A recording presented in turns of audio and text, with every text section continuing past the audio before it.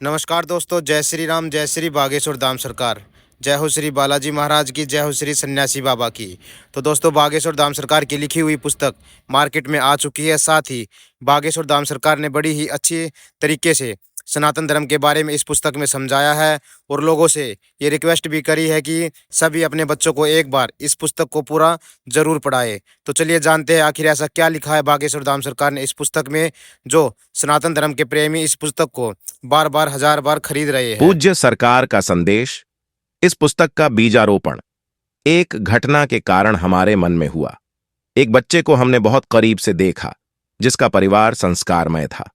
पूरा परिवार बहुत अच्छा था, लेकिन उसके बहक जाने के बाद, दूसरे मजहब में जाने के बाद, माता पिता ने रोकर जो घटना बताई, उसके बाद हमारे अंदर गुरु प्रेरणा से एक भाव जागृत हुआ कि उस बच्चे को मिली संगत ने उसका दिमाग बदल दिया। कहीं हमारा सनातन धर्म पूरा न बदल जाए।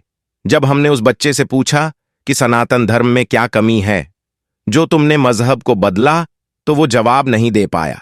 वो बोला कि हमें पता ही नहीं कि सनातन धर्म में विशेषताएं क्या हैं।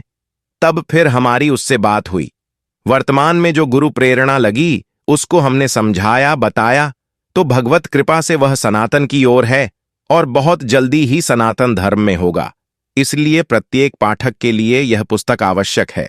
उस बच्चे को मिली संगत ने उसके दिमाग को ऐसा बदला, जिसने हमारे दिल को झकझोर दिया और हमें लगा कि हमें पूरे देश के बच्चों को, जो हमारा ही परिवार है, उन्हें कुछ ऐसा सौंपना चाहिए जिससे बच्चों को पता हो कि हमारा सनातन धर्म क्या है।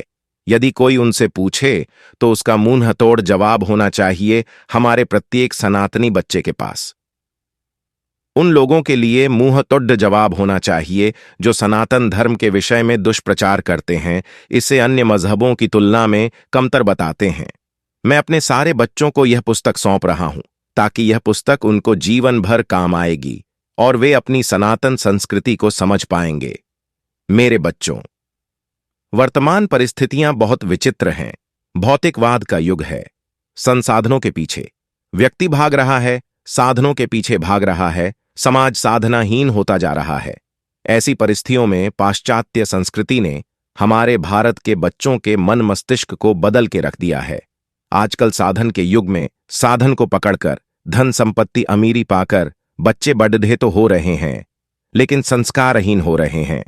उनमें न तो प्रेम है, न करुणा है, न शांति है, न मोक्ष की कामना है। और जब संस्कृति ने हमारे भारत के बच्चों के मन बदल के रख दिया है, आजकल साधन के युग में साधन को पकड़कर धन संपत्ति अमीरी पाकर बच्चे बड्ढे तो हो रहे हैं, लेकिन संस्कारहीन हो रहे हैं। उनमें न तो प्रेम है, न करुणा है, न शांति है, न मोक्ष की कामना है। और जब दूसरे मजहब का कोई व्यक्ति नए रूप में उनके सामने कुछ बोलता है या सनातन धर्म को नीचा दिखाता है और अपने मजहब को ऊंचा बताता है, तो या तो हमारे बच्चों के पास कोई उत्तर नहीं होता है कि सनातन धर्म क्या है, इसमें ग्रंथ कितने हैं, हमारे सनातन धर्म में भगवान कौन है, हमारे सनातन में भगवान की महिमा क्या है, हमारे सनातन का उद्देश्य क्या है, यह कब बना, या सनातन धर्म की हमारे जीवन में क्या भूमिका है। जब हमारे बच्चों को पता नहीं होता तो या तो वे बहक जाते हैं, दूसरे मजहबों को स्वीकार कर लेते हैं। हिंदू राष्ट्र की खुलकर मांग करने वाले मशहूर कथावाचक धीरेंद्र शास्त्री अक्सर अपने बयानों को लेकर सुर्खियों में रहते हैं। बाबा बागेश्वर छत्तीसगढ़ की राजधानी रायपुर में कथा सुनाने गए थे।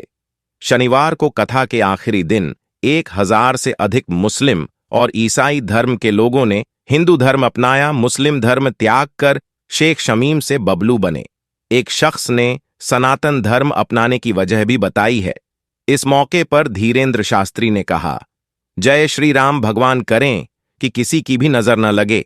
ये परिवार जो सामने बैठे हैं और 1000 लोग जो बगल में बैठे हैं, उन्होंने आज रायपुर में बागेश्वर हनुमान जी को समक्ष मानकर सनातन धर्म में घर वापसी की है। हिंदुओं से मिलती है, इज्जत हिंदू बने।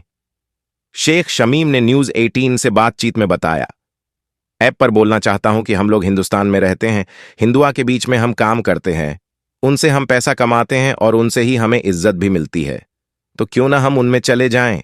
हमारी पत्नी भी हिंदू धर्म से हैं 15 सालों से। घर वालों ने नहीं पूछा, शेख शमीम से बबलू बने व्यक्ति ने आगे बताया। पिछले 15 सालों से मुझे मेरे घर वालों ने नहीं पूछा। मुझे उन लोगों ने कभी नहीं बुलाया, शादियां हुईं, वहां भी नहीं बुलाया गया मुझे। वो लोग न तो सुख में पूछे और न ही दुख में पूछे। मेरी पत्नी बोली कि हम लोगों को अब हिंदू धर्म अपना लेना चाहिए। पत्नी पेट से थी, फिर भी घर से निकाल दिया गया। बबलू ने कहा, जहां इंसान को सपोर्ट मिलेगा वो उधर ही जाएगा।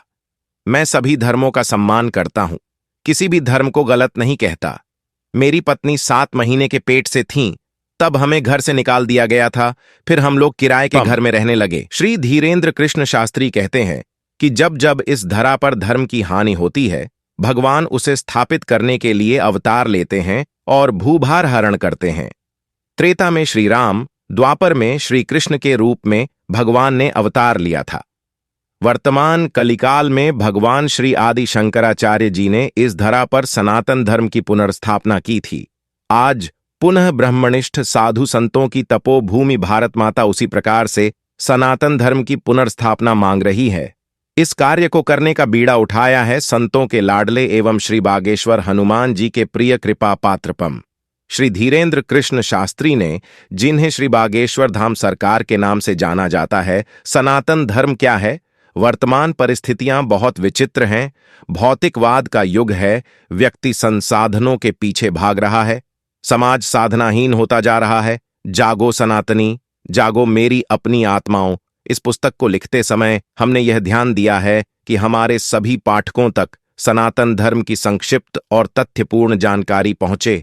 इसलिए हमने सनातन धर्म के ग्रंथों का, सनातन के हमारे महापुरुषों का, सनातन के सिद्धांतों का, सनातनियों के लक्षणों का परिचय दिया है। मेरे प्यारे प्यारे बालक बालिकाओं, इस पुस्तक को ध्यानपूर्वक हमारे सभी विद्यार्थी पढ़ें और उनके माता पिता भी इस बात का ध्यान रखें कि वे अपने बच्चों को यह पुस्तक कम से कम एक बार अवश्य आरंभ से अंत तक पूरी पढ़ाए।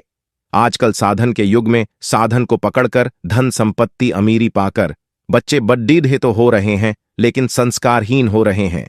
उनमें न तो प्रेम है, न करुणा है, न शांति है, न मोक्ष की कामना है।